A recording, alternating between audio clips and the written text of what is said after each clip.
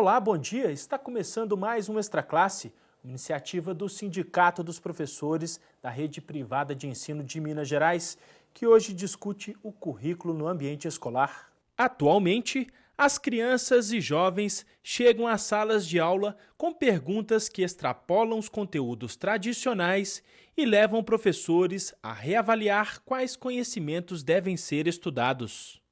E quem está aqui conosco para falar sobre este assunto é Miguel Arroio, professor titular emérito da Faculdade de Educação da UFMG, pós-doutor em Educação e autor do livro Currículo, Território em Disputa. Olá, professor, bom dia, tudo bem? Bom dia para você, bom dia para todos os ouvintes, famílias, estudantes e, sobretudo, para todos os professores e professoras que nos escutem.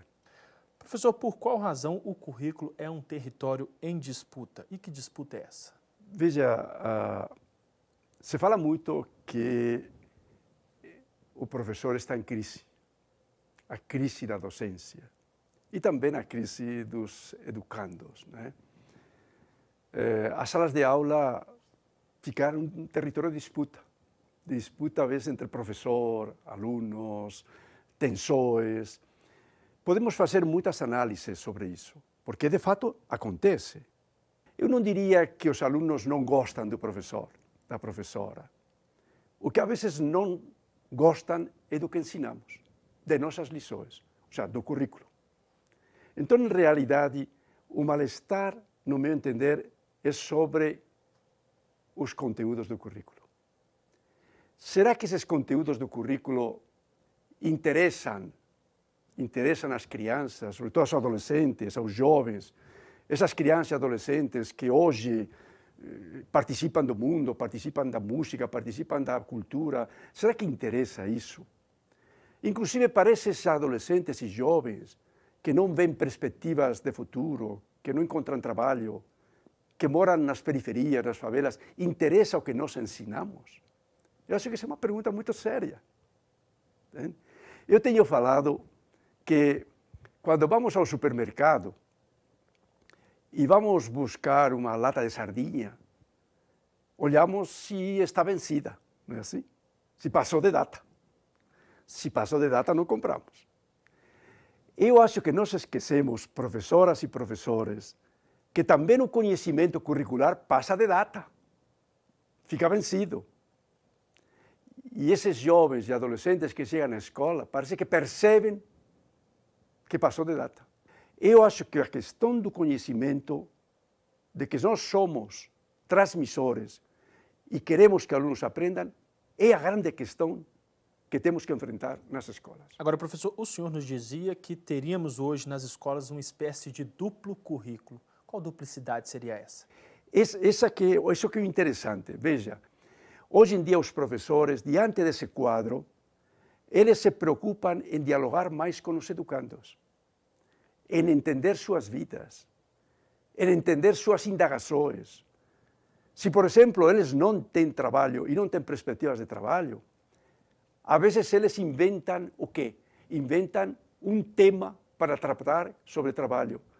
Se esses jovens, por exemplo, estão envolvidos ou ameaçados, ou que seja, com a droga, inventam um tema para discutir a droga.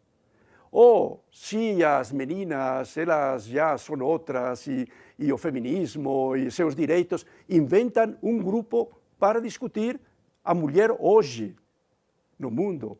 Ou se tem negros nas escolas e diz, nós negros temos direitos, então vamos discutir os direitos dos negros, ou dos homossexuais, percebe? Ou seja, hoje temos uma coisa muito interessante nas escolas.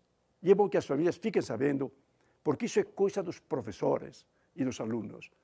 Hoje temos o currículo oficial, gradeado, sério, segmentado, nas disciplinas, disciplinado, mas temos uma quantidade de conhecimentos trabalhados na periferia do currículo. A disputa, então, professor, seria entre esses conhecimentos abordados em sala de aula? Exatamente. A disputa é por que esses conhecimentos não entram nos currículos. Por que não? Por que não há tempo para eles? Por que isso tem que ser coisa de um professor, de uma professora que gosta porque é feminista, porque é negra, porque gosta dos jovens, por que isso não entra? Quem define a grade curricular da educação básica? É o MEC? O Ministério da Educação? Não é o MEC, é o Conselho Nacional de Educação. Hoje em dia, o Conselho Nacional de Educação está mais atento a tudo isso. Mais atento a tudo isso. Mas ainda a rigidez é muito grande. Quando falamos em grades curriculares, sempre que falamos em grades, veja, o que estamos querendo dizer? As grades do Carandiru, as grades aqui da prisão. O que queremos dizer? As grades são para quê? Para que o que está dentro não saia. Para dar segurança ao que está dentro. Mas também para o que está fora que não entre. Não entre serrote, não entre celular, não entre... Não é verdade? O currículo, com suas grades, é a mesma coisa. Ele faz questão do que o que está dentro, consagrado como conhecimento, ainda que esteja ultrapassado, continue, que não saia. Mas há outra função, que o conhecimento vivo que chega com os próprios educandos, com os educadores, das questões da sociedade, que não penetre nas grades curriculares. Professor, nós vamos agora assistir a uma reportagem feita pela nossa equipe sobre este assunto. Vamos lá? Vamos lá.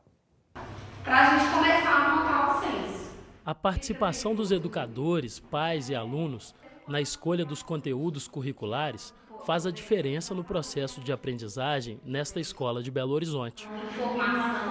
A escola ser vista como um processo de formação humana implica a construção de um currículo onde esse sujeito é visto como um sujeito integral, né? Como um sujeito que vem aqui para interagir com os colegas, que vem aqui para poder criar laços de escuta e de possibilidade de falar, de expressar seus sentimentos, seus pontos de vista com o professor. Na sala de aula, temas de interesse dos estudantes são incluídos no currículo escolar, uma oportunidade de discutir e aprender de forma interdisciplinar e integrada. A gente faz uma assembleia em sala de aula, onde a gente coloca para eles os conteúdos que já foram trabalhados e os conteúdos que ainda não foram trabalhados e que é necessário para a formação escolar. E a partir daí, da assembleia, a gente vota junto com eles, a partir de discussões, o que vai ser mais importante naquele momento ou não, o conteúdo que melhor vai atender as necessidades interiores, os interesses, as curiosidades deles. Em casa, ele vai perguntar quantas pessoas aqui têm ensino superior.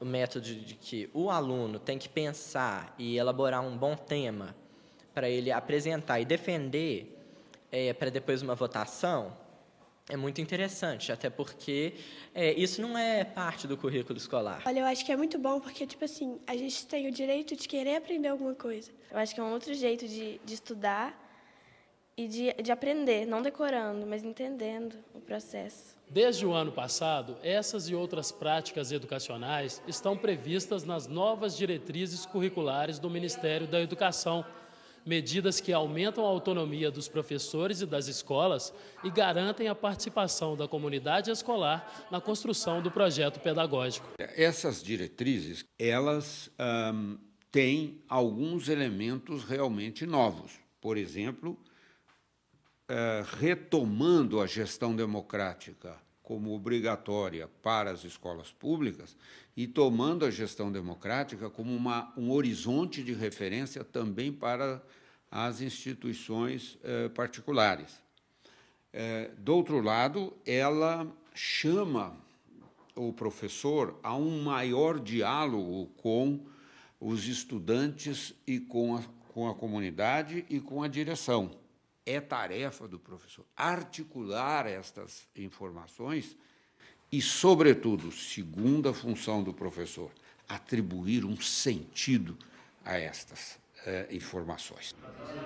Com as mudanças, os docentes das escolas públicas e particulares assumem um papel ainda mais importante na construção do saber. Essas diretrizes que acabaram de sair o ano passado pela lavra do Conselho Nacional de Educação, elas têm alguns elementos realmente novos. Por exemplo, retomando a gestão democrática como obrigatória para as escolas públicas e tomando a gestão democrática como um horizonte de referência também para as instituições particulares.